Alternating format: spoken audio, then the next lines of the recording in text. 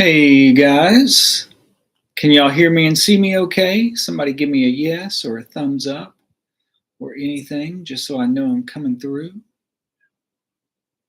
Very good. Thank you, Chris. Thank you, Angelica. Excellent. Very good. So I get, the reason I called this live stream, the reason I titled it Lesson One, High Magic Lesson One, is because we are going to start over from scratch, and I am going to try to the best of my ability to take you step by step completely through the process of how to do ceremonial magic. Because I get a lot of questions from people that where a lot of people are confused about so many different things. So I'm going to do my best to take you through this step by step. Now, some of this stuff, I don't really sit here with you guys and do like ritual work. I don't do a lot of guided meditations. I don't lead a lot of rituals, things like that. And one of the reasons is because no one ever did that for me. That's not something that's usually done. That's a very very recent modern thing that people have started doing that. Like traditionally when you're taught magic, that's not how it works. Like part of this comes down to how much do you want it? And to be honest, this is one of those things too where I've kind of changed in the way I've looked at some of this or the way I understand this over time. Like when I did these rituals and experienced like certain changes of consciousness for each set of rituals, all this sort of stuff, like it was so incredibly effective for me, so powerful when I was doing it that I took for granted that it would work for anyone. That if you did this work, it was going to change you. It was going to kind of make you understand it. I mean, that's what magic does. Magic becomes your teacher. It becomes your teacher by in a lot of different ways, but like to condense it down, I guess the two main ways is you will either be led to the knowledge that you need for the next step in your process, or you will receive it directly, one or the other. And one another thing is I know, so y'all know you've been with me on here for a while. If I don't do like rituals leading people through stuff or guided visualizations or that sort of thing, then what am I doing? And most of the time it's talking to you about the theories behind this stuff, like the explanations behind it, why it works, how it works, all of that sort of stuff, the symbolism, whether we're talking about pentagram rituals, hexagram rituals, whatever it is, uh, the history of some of these things, like where some of it comes from, the philosophy behind a lot of this. And the thing is, I know sometimes stuff like that can be kind of, a lot of people would consider it boring.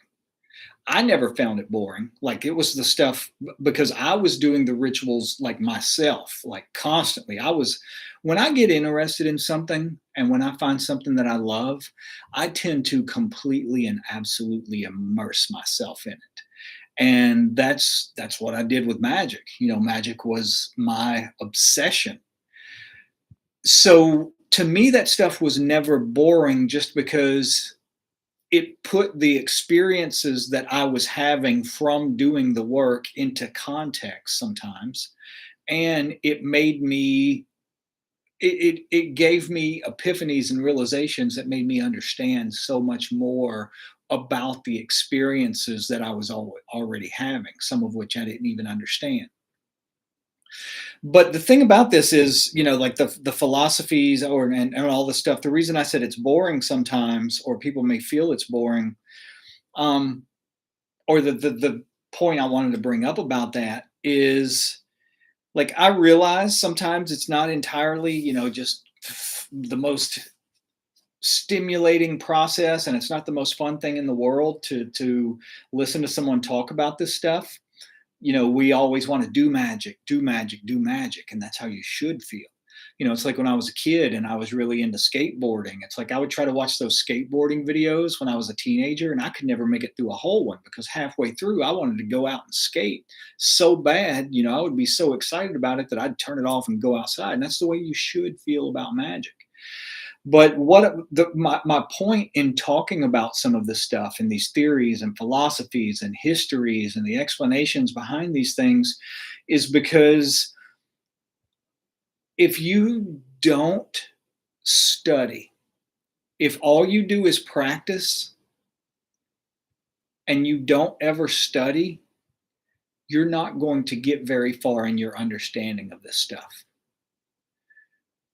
I've studied for years and years and years. Like I said, I don't really read books on magic anymore. I used to. I used to devour them. I read them constantly. Every aspect of magic I could get my hands on. I had conversations with people where I was constantly trying to get more information, figure out the next step of the process, all that sort of things. But what I'm trying to do whenever I'm talking about this stuff is,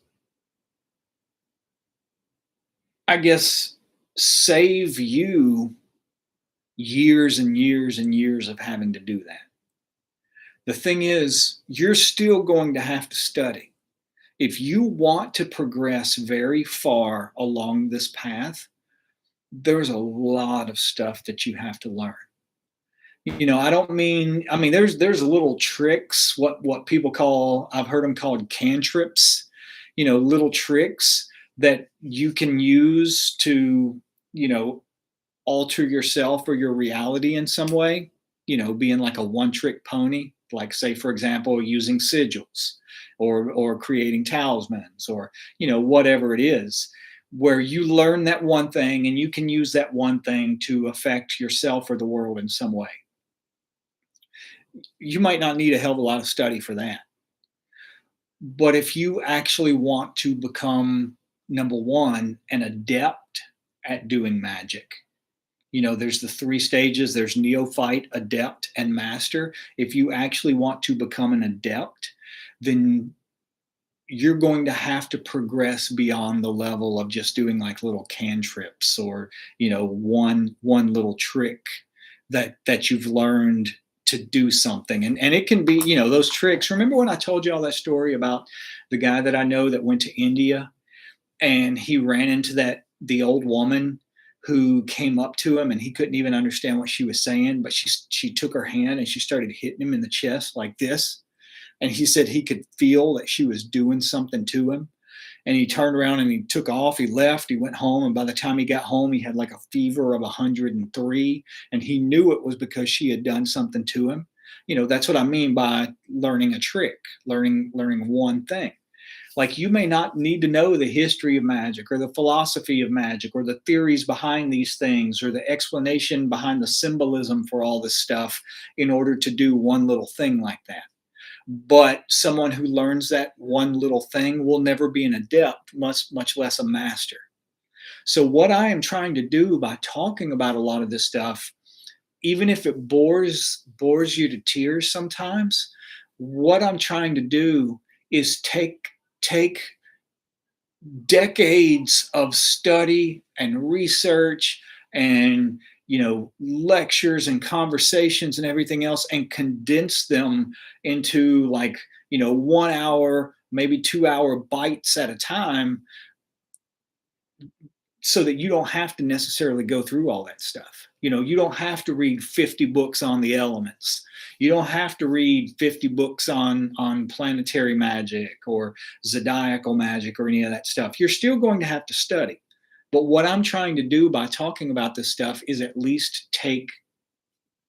speed up your process, essentially, to kind of pass it on so that you don't have to make the same mistakes that I made. A lot of what I learned also was through trial and error, just having to figure things out, puzzle them out a piece at a time. Hopefully by talking about some of this stuff, you don't it'll cut out some of that for you. You won't have to do the same trial and error that I did. Um, And another thing about this stuff is, I was talking to Derek yesterday. We were getting ready for the next round of magnum opus meetings, and we were just kind of going over what we were going to be talking about next, teaching next.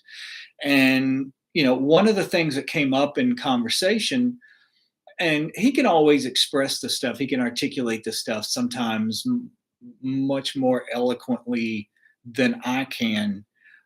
But one of the things he was talking about was how, like, as far as rituals themselves go, you're going to hit a ceiling. Like, there is not an infinite amount of rituals in ceremonial magic. As a matter of fact, there is a very small, finite amount of rituals that there are to learn.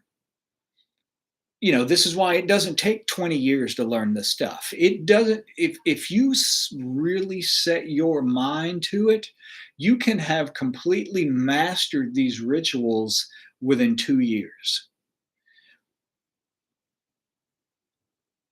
And when I'm talking about these rituals, what I'm talking about essentially, I mean, but the way that he described it, and I thought this was just a complete and absolute perfect way of describing this.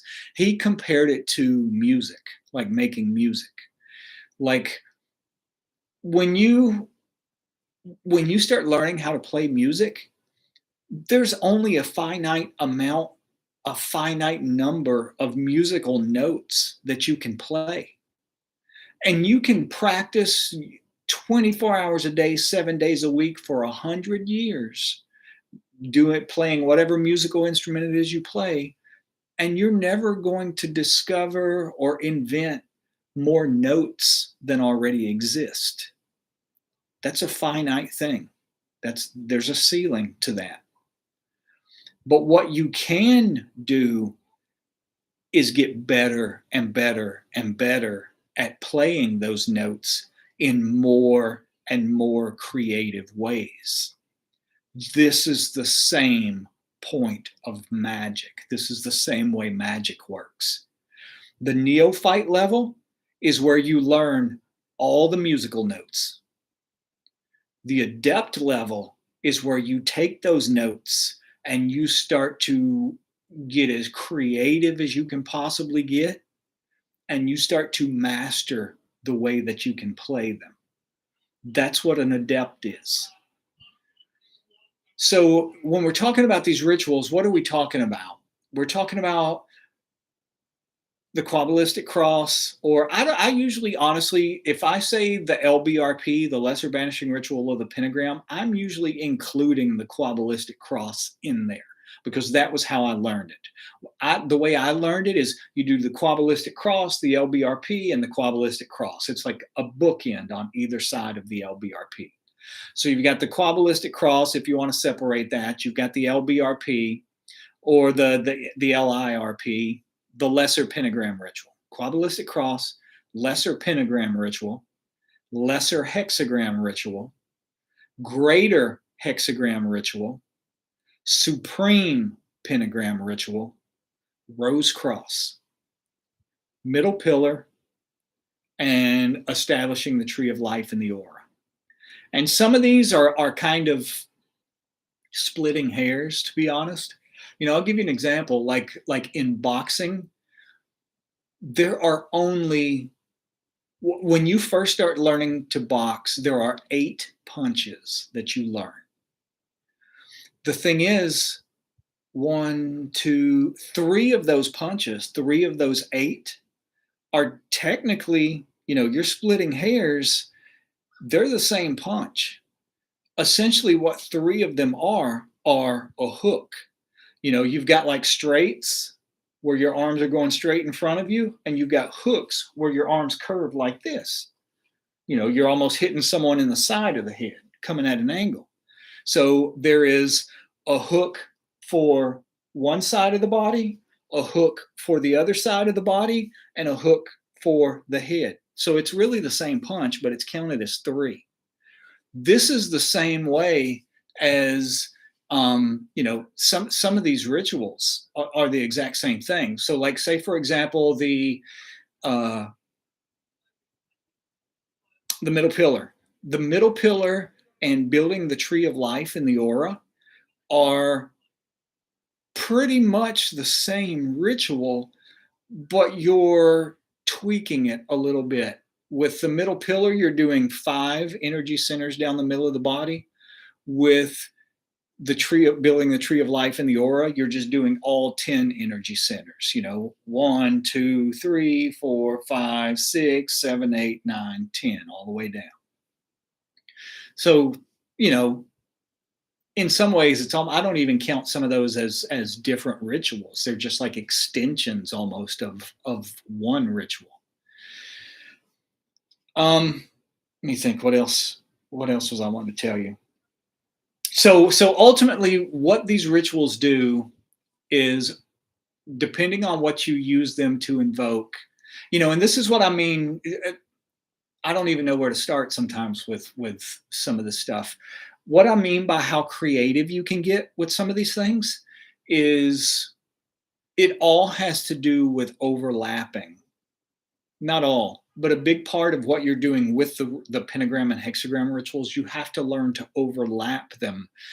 Each one of these rituals is almost like an ingredient in a recipe, like say an ingredient in a cake. And you combine different ones to form different cakes, depending on exactly what it is that you're trying to invoke, what power it is you're trying to bring in. So let's say, for example, you're trying to, you work all the way up. You start at the elements and you progress all the way up to the fixed stars. What you're doing, like when you're invoking fixed stars, is you are overlapping and combining the supreme pentagram ritual, several hexagram rituals, and then invoking the fixed stars all around you. All of this stuff is based on the formula of the lesser banishing ritual of the pentagram. If you can do the lesser banishing ritual of the pentagram, you can do everything else. That's kind of one of the reasons also why there's no point in like doing magic, like leading somebody through the ritual step by step. I think that's the sort of thing where you hit the ceiling really quick. Let me think. What else was it I was wanting to tell you all about? The other thing, in addition to the rituals, you know, when it comes to changes in consciousness, when we're talking about things like attaining the knowledge and conversation of the HCA or crossing the abyss, all of that sort of stuff, there's a million different ways to learn magic. Part of what doing these rituals does is teaches you the mechanics of how to do magic. What I mean by the mechanics is, ultimately, there's only 3 things that's happening in these rituals. You are using breath, and you are using visualization in order to shape or move energy or astral light, whatever name you want to put on it. That's all you're doing. You're using breath and visualization in order to shape these energies. That's it. Plain and simple. But you can do that in a million different ways. But out of all of those ways, none of those are going to have like those consciousness changing, the potential to change your consciousness the way doing these things in the order that they were prescribed all the way back to ancient Sumer is going to have on you. Let me think. Was that all I was wanting to say before we even started? I believe so. So the first thing that I wanted to talk to y'all about, the reason I called this lesson 1, is because whenever you're learning ceremonial magic, the very first thing that everyone learns is the Kabbalistic cross. I'm not going to answer that right now, Brooke, because that would be jumping way, way ahead in the process. And I think that's part of why people are so confused right now, is because we jump around so much. What we're going to do is take this step by step all the way through. Is the pentagram ritual, the lesser pentagram ritual, and the supreme pentagram ritual are working with two completely different forces. One is very high on the tree, one is very low on the tree. One is very high in our level of consciousness, one is so low that you almost don't even realize it's there.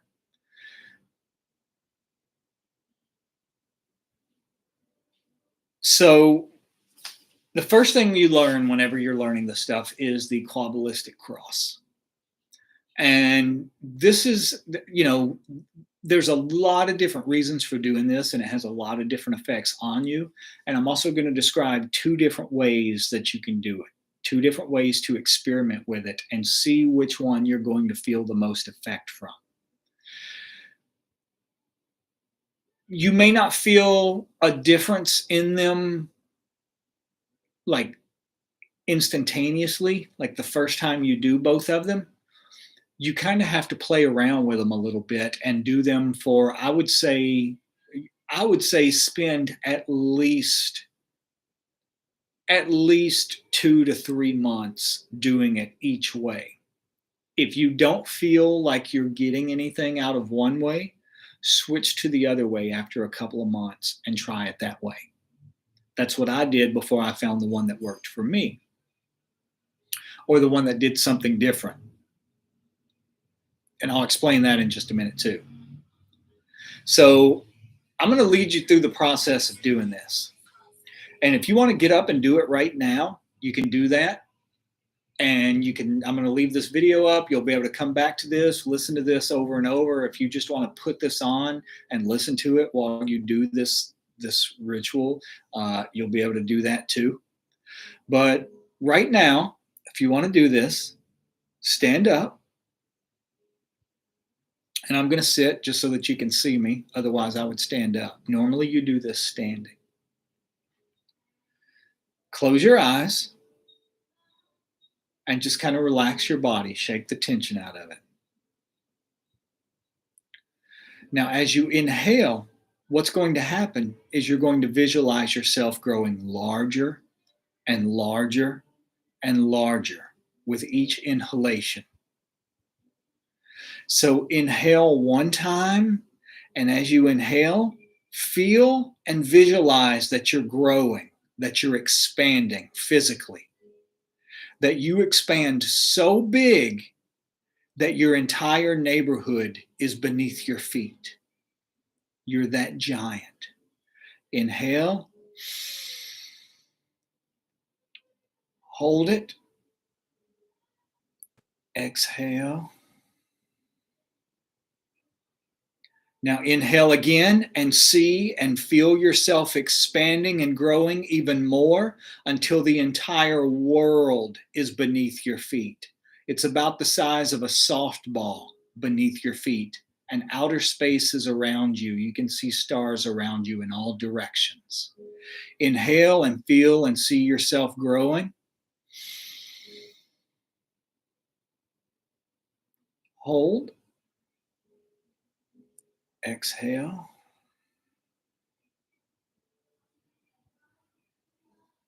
You're going to inhale again, and you're going to grow so large that the earth is the size of the head of a pin beneath your feet. You can barely even see it. The gravity of it still holds you in place. You don't go floating off into space because the earth's gravity still holds you.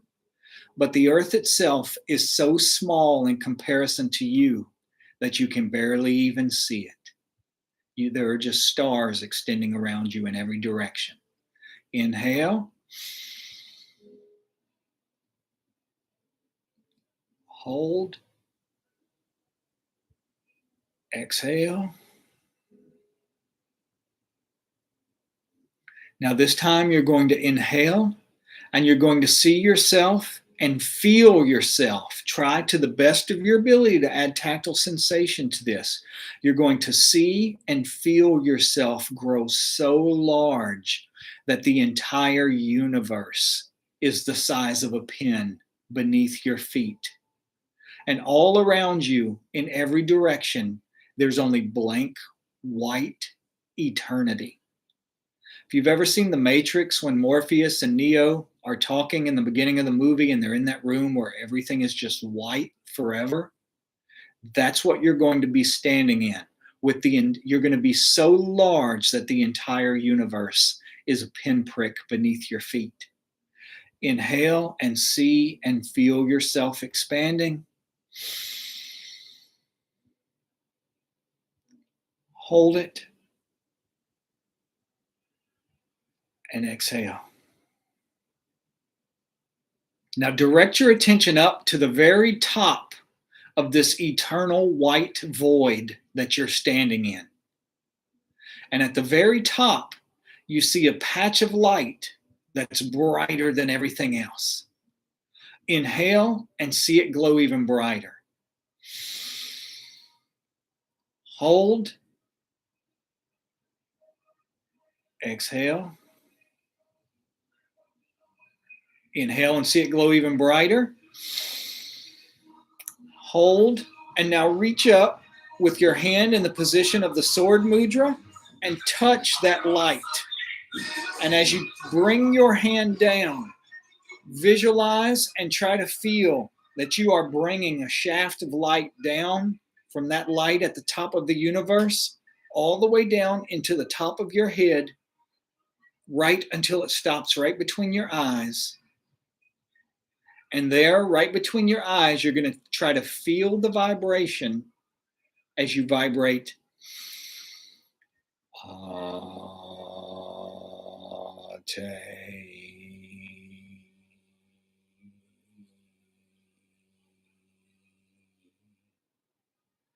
Continue to lower your hand down to your heart, put it right on your breastbone, and see that shaft of light continue all the way down through the center of your body, down through your legs, all the way down to the very bottom of this eternal white void that you're in, where it connects to the very bottom, so that you have this fixed line of light running through you, fixed to the very top of the eternal void, fixed to the very bottom of the eternal void.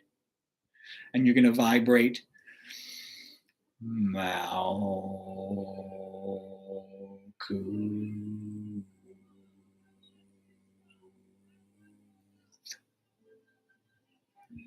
Move your hand from your breastbone over to your right shoulder and see the ray of light extend all the way over, out your shoulder, and to the very end of the eternal white void that you're standing in, where it anchors you there.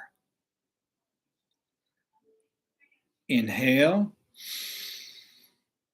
hold, and vibrate.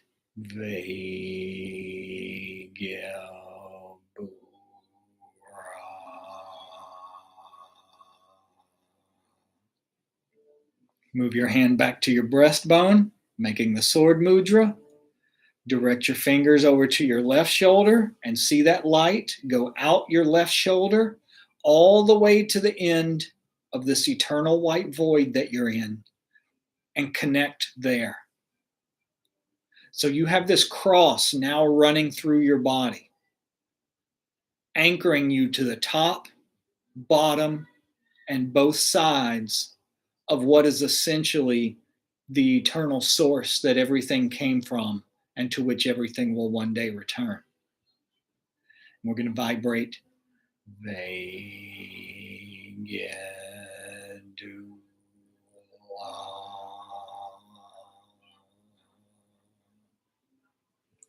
Fold your hands over your heart center, the middle of your chest where your heart is. And you're going to inhale, and you're going to see your gold tipperest center right there in the center of the cross. The cross is running through you lengthwise and horizontally, and it runs right through your tipperest center, the golden sphere in the middle of your chest. Inhale and see that golden tipperest center glow even brighter. And vibrate. Leo Lam. Amen.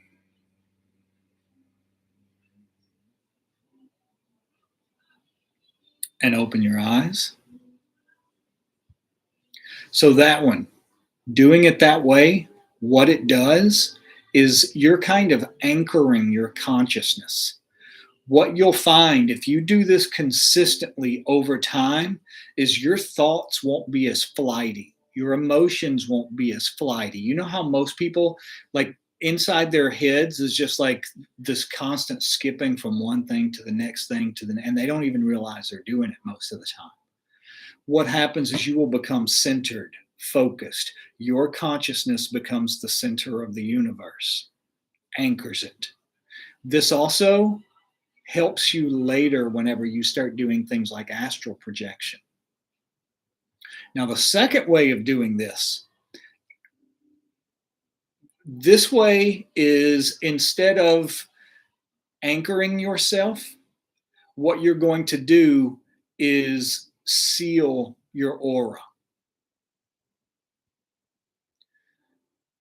And the way you're going to do that is you're not letting the light extend out in each direction.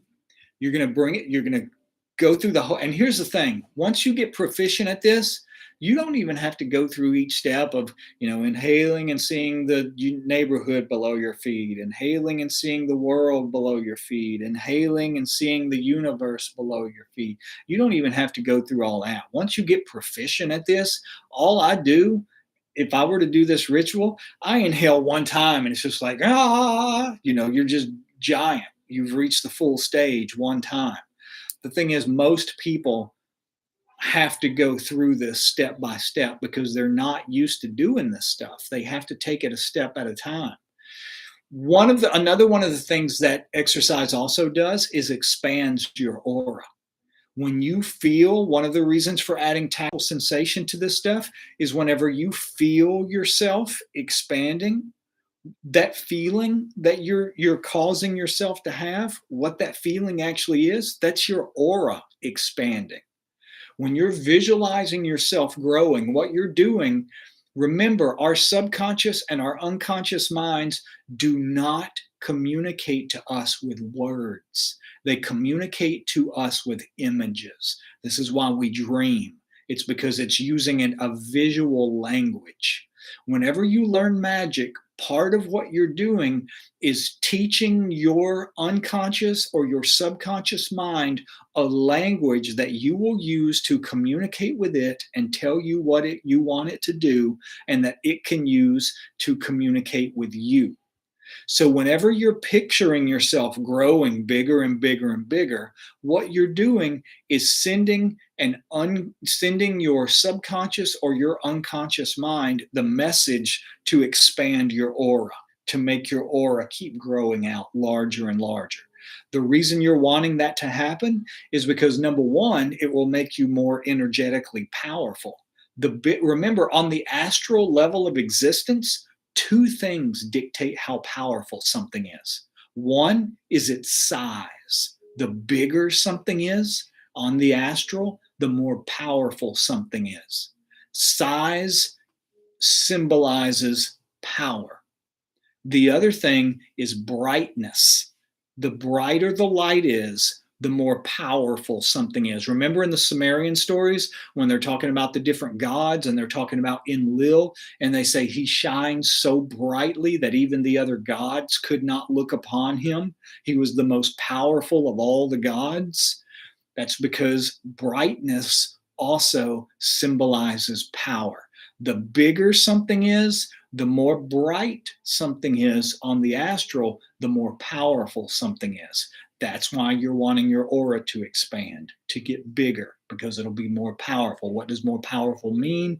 It means that your magic will be more effective. You will boost the efficacy of any magic that you do after you do that ritual where you're expanding your aura. Now, the other way of doing it isn't to anchor your consciousness, it is to seal your aura against outside energies. This is what Catholics are doing all the time. If you grew up in a Catholic church, every time you make the sign of the cross, especially one time when I was in New York, I got on the bus and I sat down next to this old woman, and I don't even know where she was from, like some Eastern European country or something. And she couldn't even speak English, but she looked at me, and it's a hot summer day. I've got on a sleeveless, like a tank top shirt, so you can see all of my tattoos and everything. And I could just see her eyes like crawl all over me. And then she goes like this, like making the sign of the cross. What she's doing is symbolically sealing herself off so that she cannot be affected by what she perceived as evil. To her, the fact that I had tattoos and she didn't know what they meant, they're a bunch of weird random symbols or whatever, to her that could potentially be evil. That could be something dark or demonic. So she was protecting herself against that, sealing herself off so that it could not infiltrate her uh, sphere of sensation, her aura, her consciousness, whatever you want to call it. So the second method of doing the Quabbalistic cross is more effective at that. So when you're doing that, you go through the exact same process. You inhale, visualizing yourself grow bigger and bigger and bigger. You're standing in this infinite white void that is the source that existed even before the tree of life. Most people, whenever they're doing magic in the early stages, and this is one of those things I kind of don't even want to talk about yet, because people start wanting to skip ahead and all this kind of stuff. But there are levels of power, levels of reality, levels of energy that exist even above the tree of life. Think of it like this. In Quabbalistic terminology, they say that there are 3 veils above the tree that exist before the tree comes into being. The lowest veil, right above the tree, is the Ein Sof R. The next veil up above that is the Ein Sof. The third veil above those is the Ein, A-I-N. So what they mean is, and I'll mangle this, Ein means nothing, meaning nothing. There are no words, no anything, because it's what existed before even the light came into being. That's what the Ein is, the very top layer. That is reality as it existed before the existence. Exactly. Tree of Life says not even space, nothing, not even the light exists yet. That's the Ein. Second level is the Ein Sof. That's whenever the light comes into being, but the light is not even aware of its own existence yet. It just exists without being aware of its existence. There is no personality, there are no characteristics, no qualities. It is just infinite, plain white light. Or not even white, it's just light. And then the third level, the Ein Sof R, is the light that exists becomes aware that it exists. And by becoming aware that it exists, it gives birth to the universe, which is the tree of life. Think of it as the Ein, think of it as an egg. The Ein is the shell of the egg. The Ein Sof is the white, what people call the white of the egg, like the egg whites. The Ein Sof R is the yolk. And the tree of life is what comes from the yolk, just like a baby chick can come from like an egg yolk. Does that make sense? Why was I telling you this? What was my point with this? But ultimately, that's kind of what you're trying to visualize, in a manner of speaking, whenever you're seeing yourself expanded into this infinite white place. But anyway, I can't remember where I was going with that. I had a point to it, but let me get back to the quadralistic cross. So in this version, what you're going to do.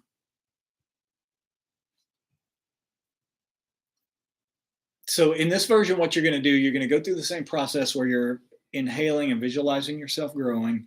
You're going to direct your attention to the top of this infinite white void, and you're going to see a spot there glow even brighter. You're going to inhale, see it glow even brighter, reach up with your sword mudra, touch it, and bring it down. Bring a shaft of light down from that top of the void all the way to the top of your head. As you touch your forehead, that light forms your Kether center at the crown of your head.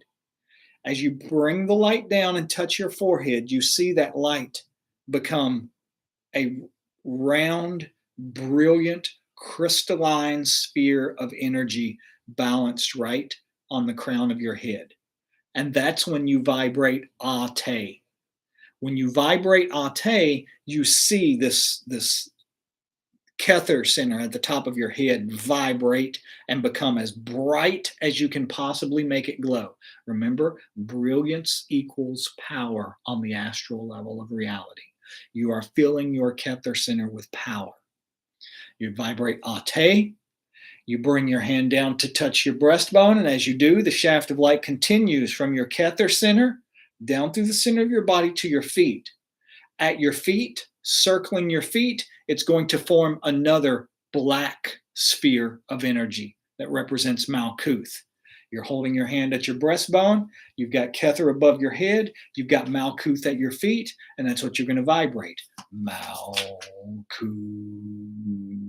And you're going to see the black sphere at your feet become as brilliant and solid as you can possibly make it glow. You move your hand over to your left shoulder, and whenever you do this, the light comes over here, but it doesn't go all the way to the end of the universe. Here at your right shoulder, it forms a red sphere, a dark red sphere of energy. This is Geborah on the tree. It kind of overlaps your shoulder. It's half in and half out of your body. You're going to inhale and see that red sphere glow as brilliant and dense as you can possibly make it glow. And that's when you vibrate Vegebura. Hand back to your breastbone, move it over to this shoulder. The light goes over and it forms a blue sphere, half in and half out of this shoulder. And you're going to vibrate Vegedula. So you've got Kether at your head, you've got Malkuth at your feet, you've got Geborah at your right shoulder. You've got Hesed at your left shoulder. You fold your hands over your chest, inhale and see Tiphareth in the middle. Vibrate Leolam Amen.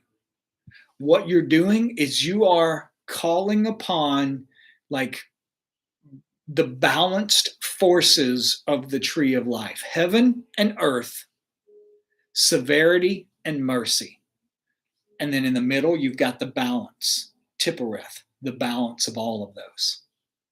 That seals your aura. It doesn't go all the way to the end of the universe and what's the word? Like concretely attach your consciousness to this, become an unmoving force.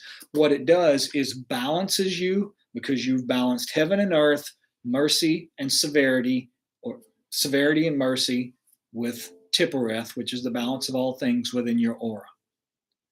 So it's kind of, in some ways, like a variation of the middle pillar, a very simplistic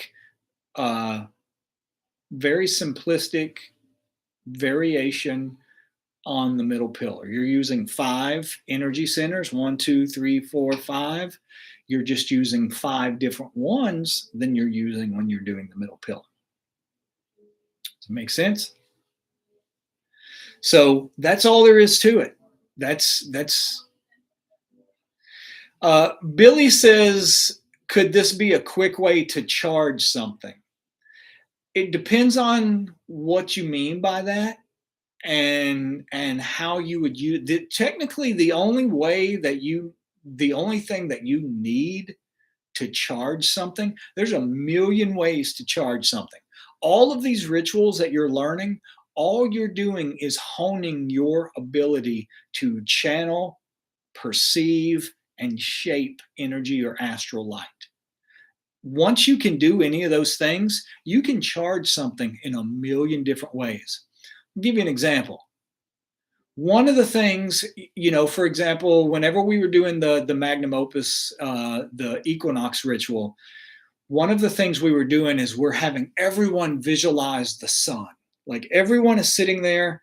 There's like 40 of us. We're all visualizing the sun simultaneously. You've got 40 people putting their attention and energy into visualize. Not everybody visualizing a different sun, but everybody visualizing the same sun.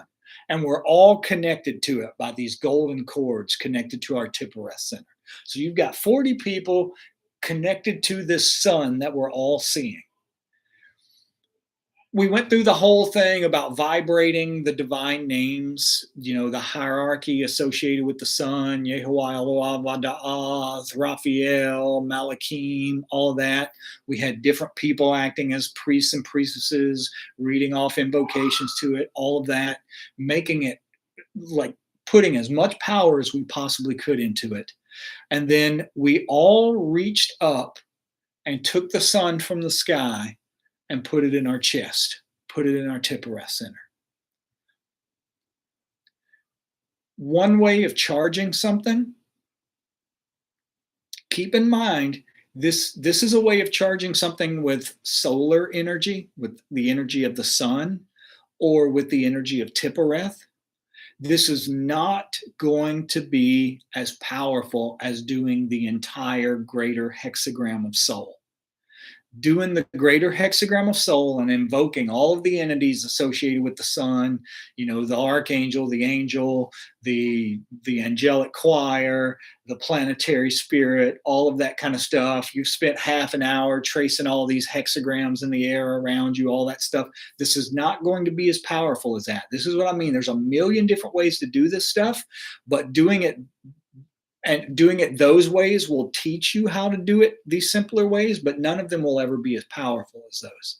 Not for the consciousness changing stuff. You will never attain the knowledge and conversation of the HGA, crossing the abyss, any of that stuff, just doing these simple techniques.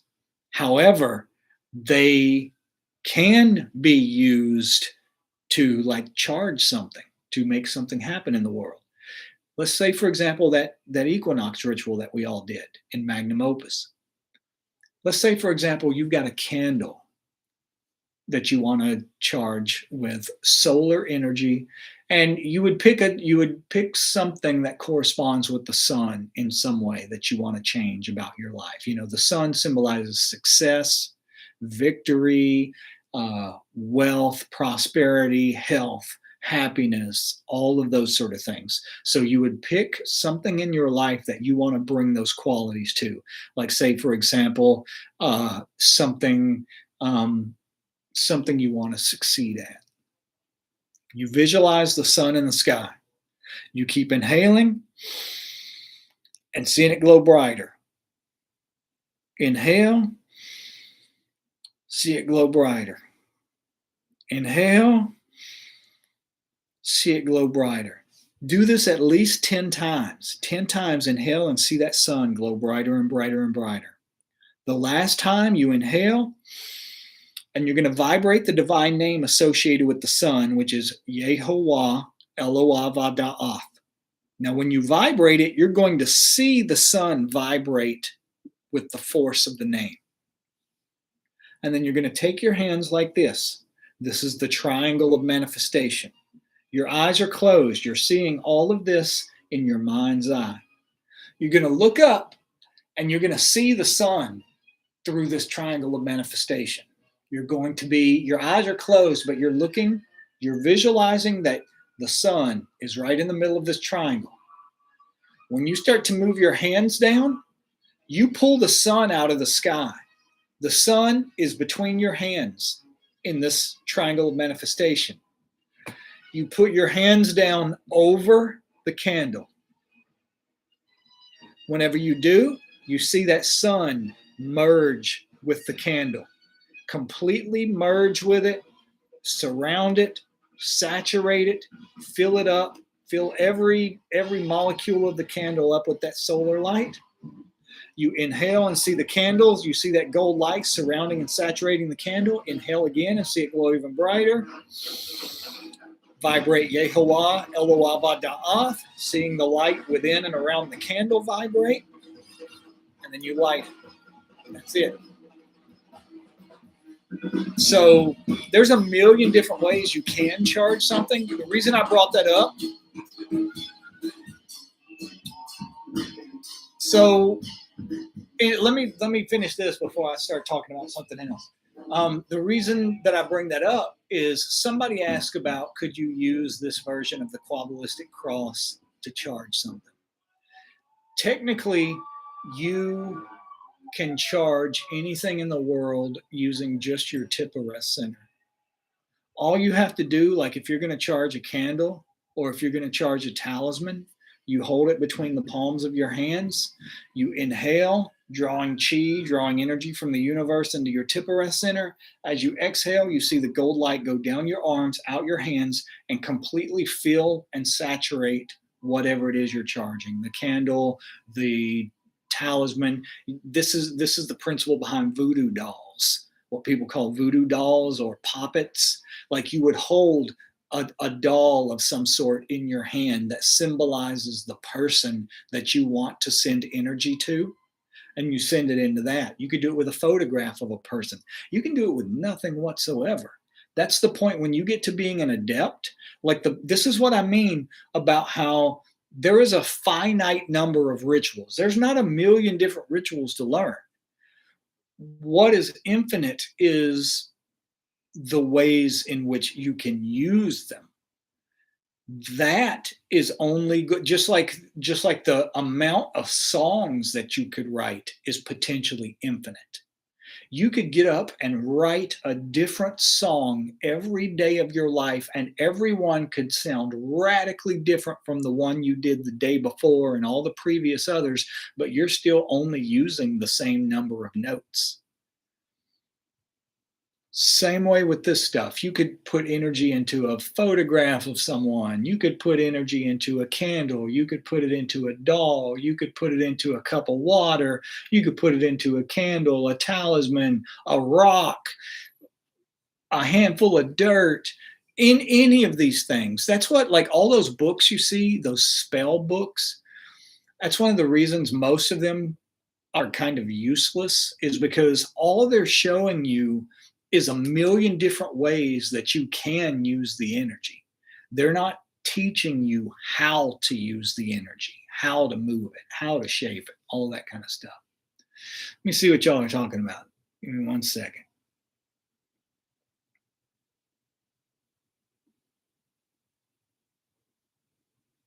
Yeah. And Angelica is talking to Holly.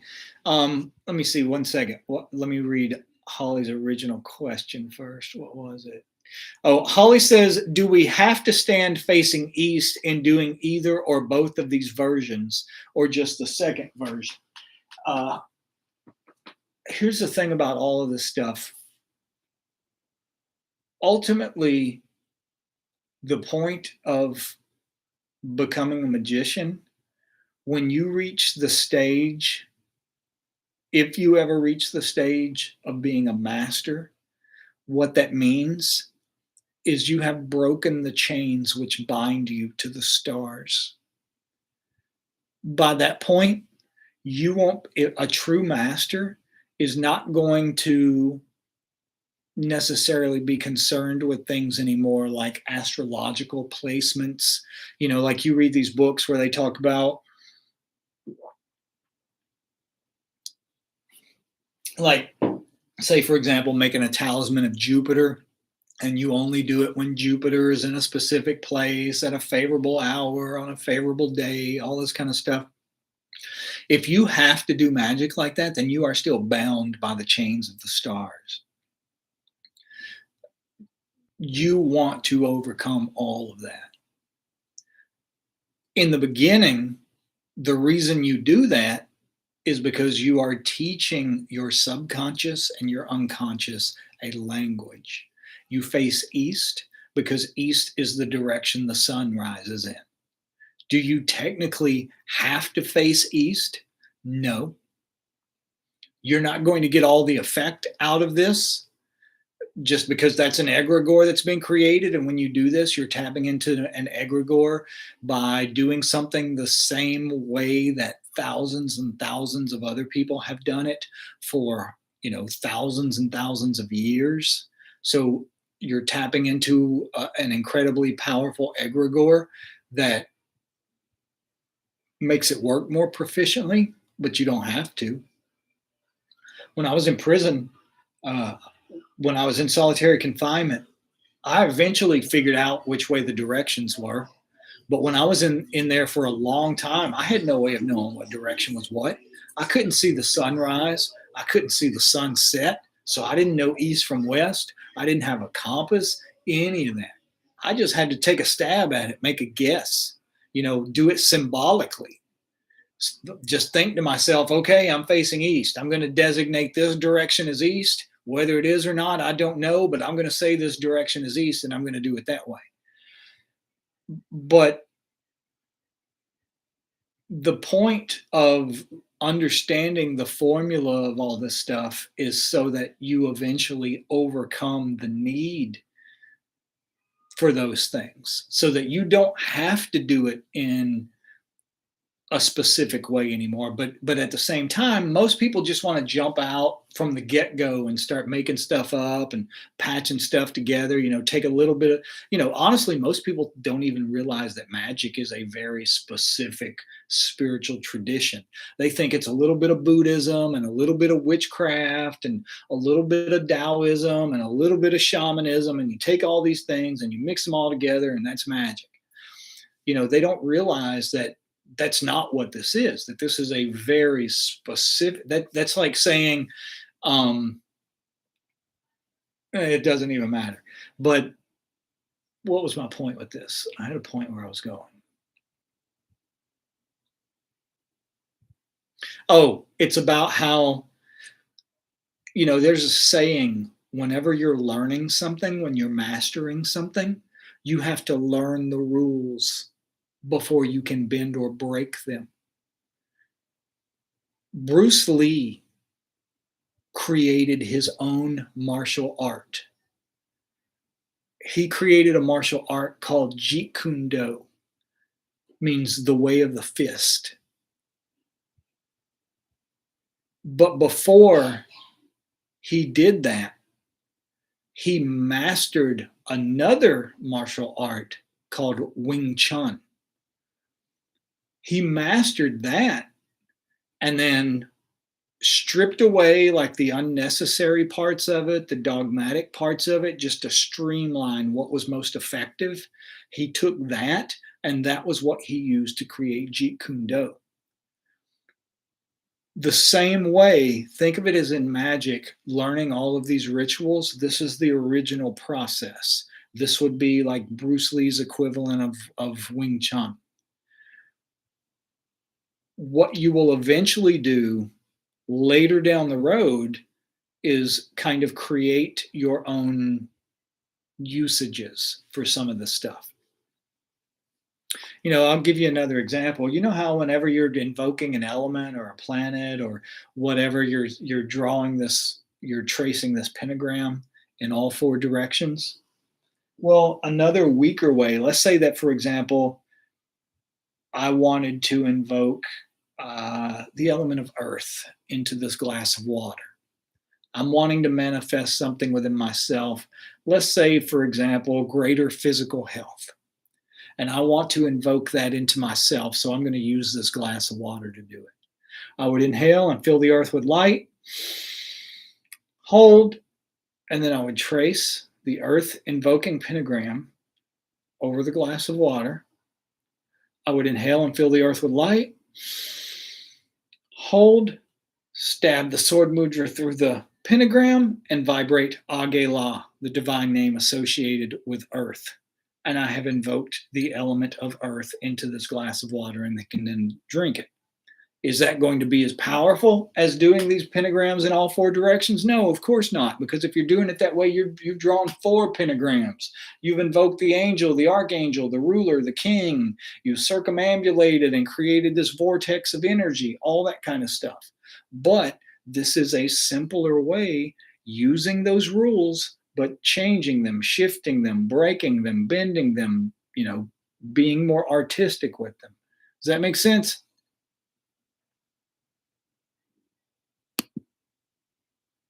Well, I'm not just rambling tonight.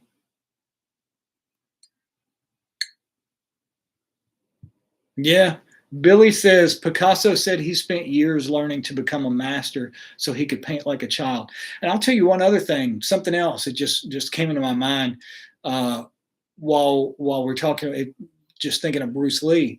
Um, you know how I said there is a finite number of rituals to learn? It's not like there's an infinite number of rituals that just goes on and on forever. And honestly, that's one of the things that you know, I'm not shitting on the publishing industry or the Magic literary world or any of that because it was a lifelong dream of mine to write a book on magic. And I got to do that. I got to experience amazing things and those experiences made me grow and learn and change in a bunch of different ways and I will forever be thankful for it. However, one of the reasons that after ritual when I was doing ritual I said this is probably going to be uh, I don't see myself writing another book on magic. If I were to write one, what it would be on probably were the fixed stars. But the thing is, it would be almost useless to most people because most people are not going to work their way up through all the levels of magic to even get out of that stuff what there is to get out of it. Even now, most people just want to jump ahead and start doing that. They want to, ignore all the other stuff. So it would be almost useless to almost everyone.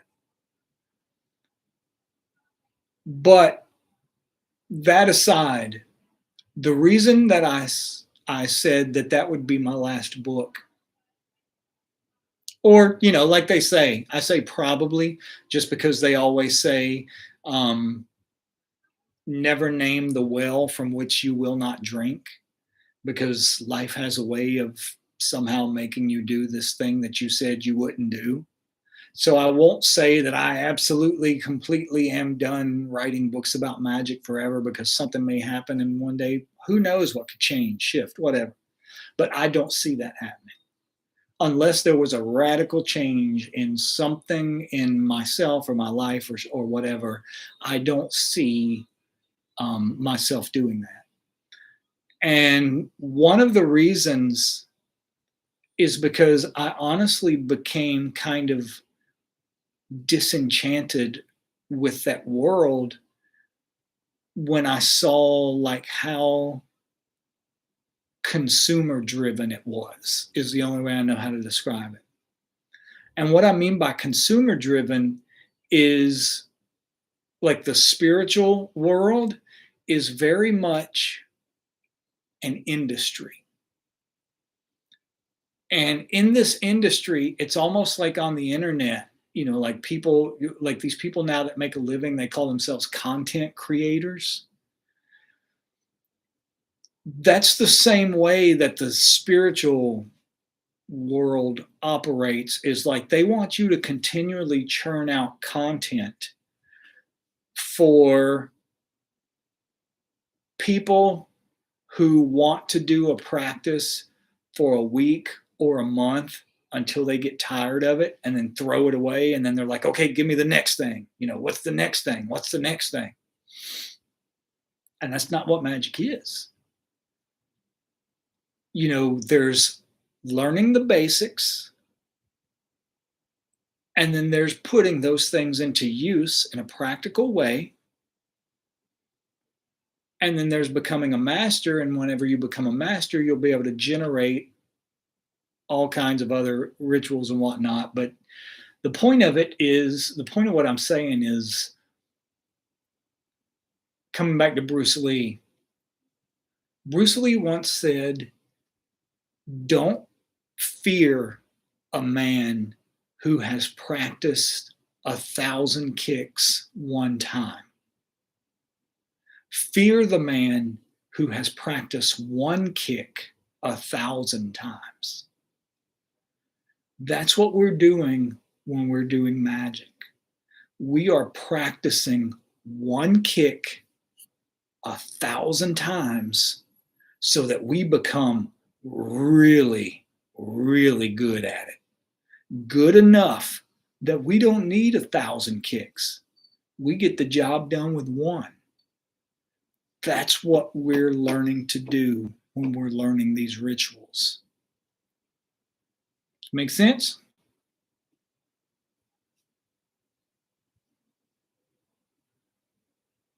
Very good. Very good. Excellent.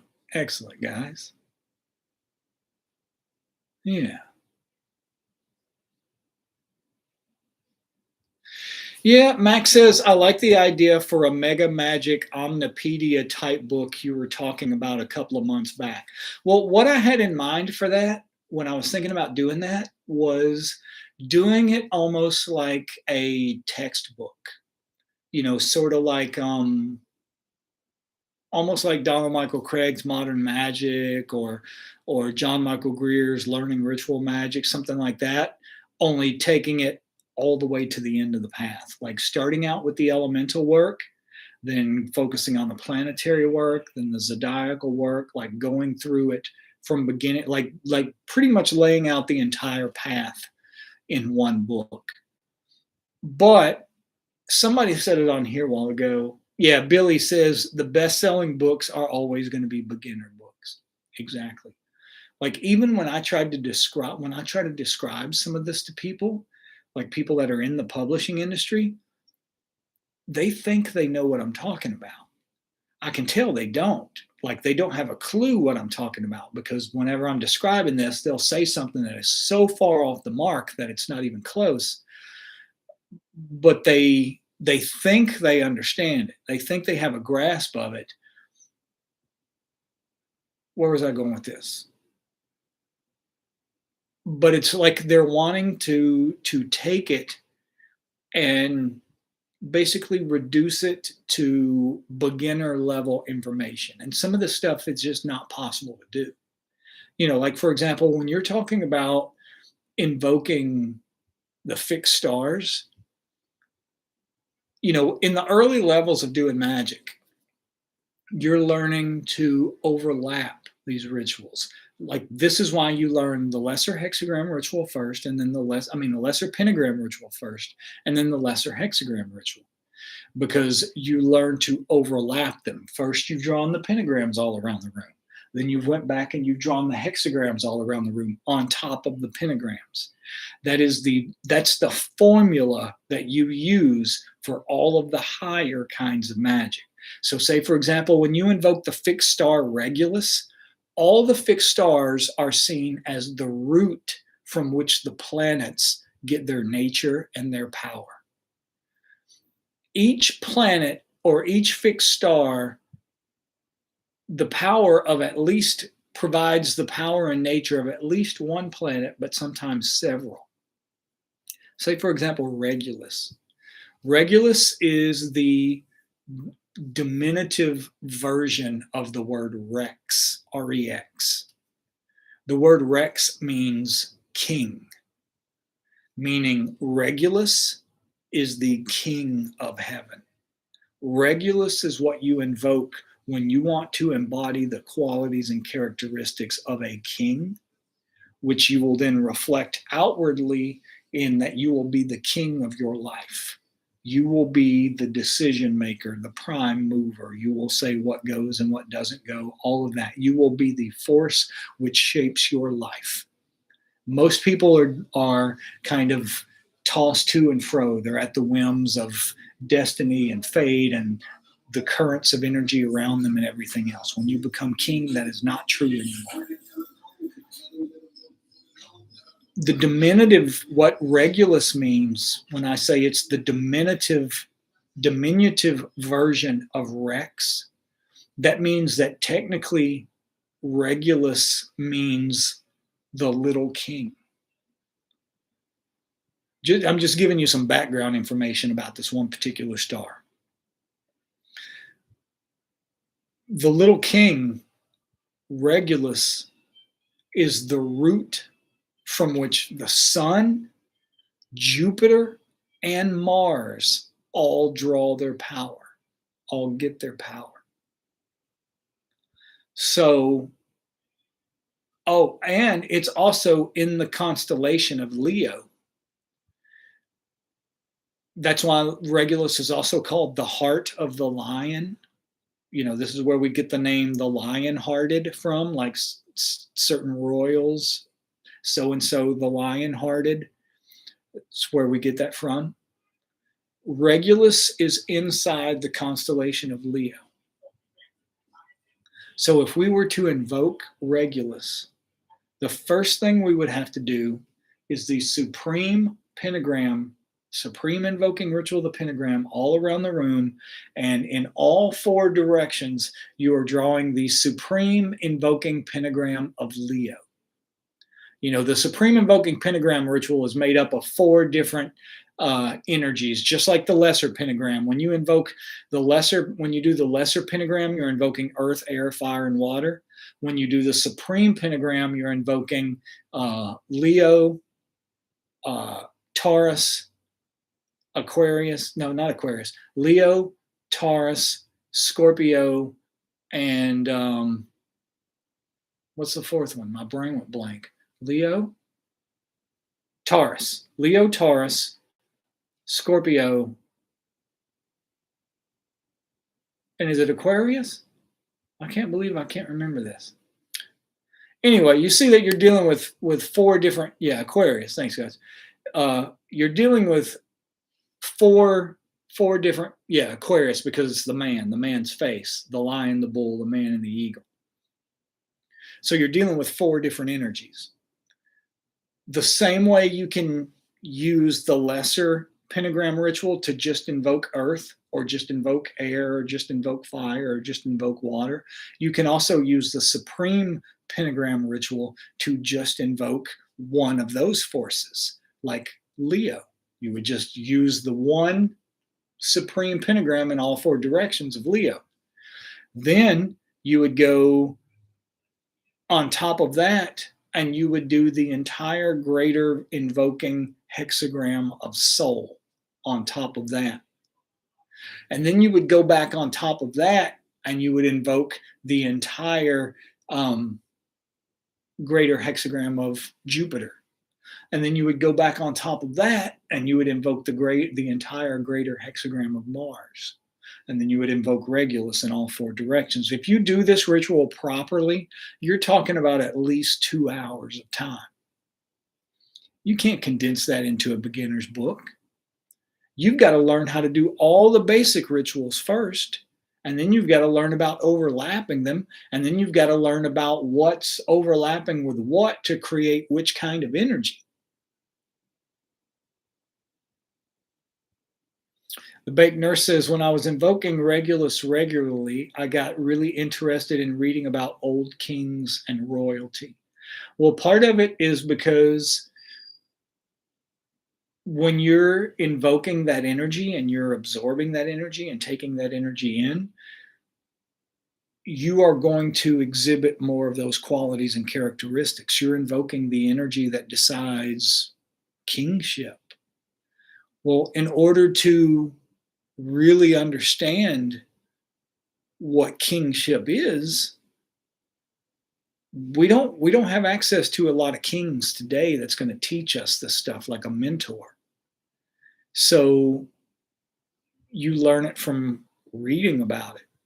You learn it from watching documentaries about it. It's going to naturally, organically make you come across information that is going to make you understand more about what it means to embody kingship. All right, guys, I am going to shut up. So this was the very first lesson. This was the Kabbalistic cross. What we're going to cover next will be the lesser pentagram ritual, the invoking and banishing. I think that should be the next thing. I'm trying to think about the order that I learned them in, and it was pretty close. I think I learned the middle pillar and the lesser pentagram ritual at the same time.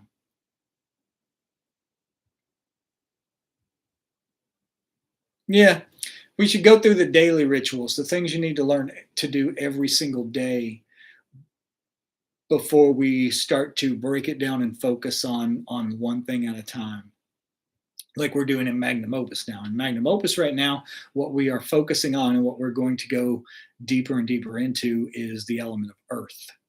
That's kind of what we're doing, earth stuff. Thank you, sunshine. Thank you, gnome walls.